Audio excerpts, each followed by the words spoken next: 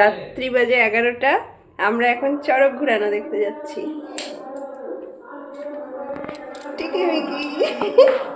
আমরা এখন চড়ক ঘোরানো দেখতে যাচ্ছি 11টার সময়। কি বুঝে উঠছে, 3 জন মিলে যাচ্ছি।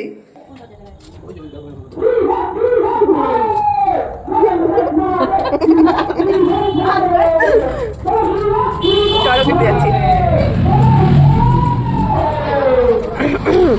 বাড়িতে বসে থেকে এতক্ষণ ধরে আওয়াজ শুনছি, আর কন্ট্রোল করতে পারছি না। যাই।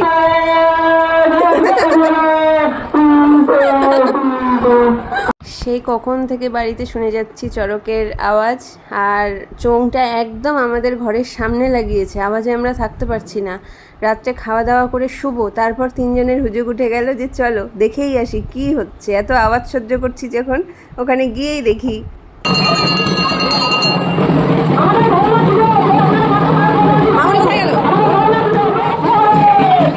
কত রকম জিনিস দেখতে পাচ্ছি যেগুলো আগে আমি দেখিনি, না আসলে মিসই হতো মনে হয়।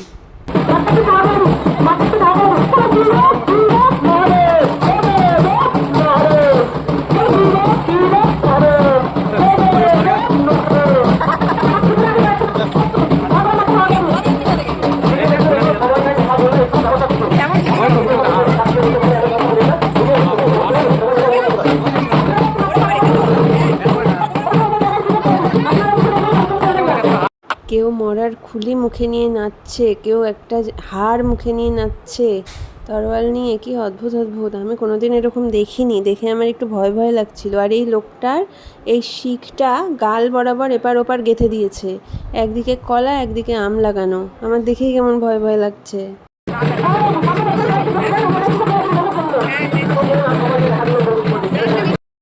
প্রেসও চলে এসছে, আর কেমন কেমন নাচ, আমি কোনোদিন এগুলো দেখিনি।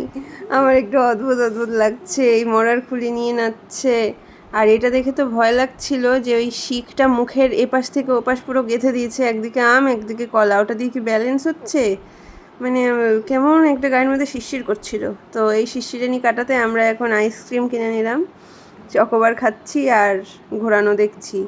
তো এর একটু পরেই, অনেকক্ষণ থেকেই বলে যাচ্ছে এখন গাছ ঘোরানো হবে, গাছ ঘোরানো হবে। এই যে গাছ ঘোরানো শুরু হলো। বাবারে চামড়াটা কেমন হয়ে আছে।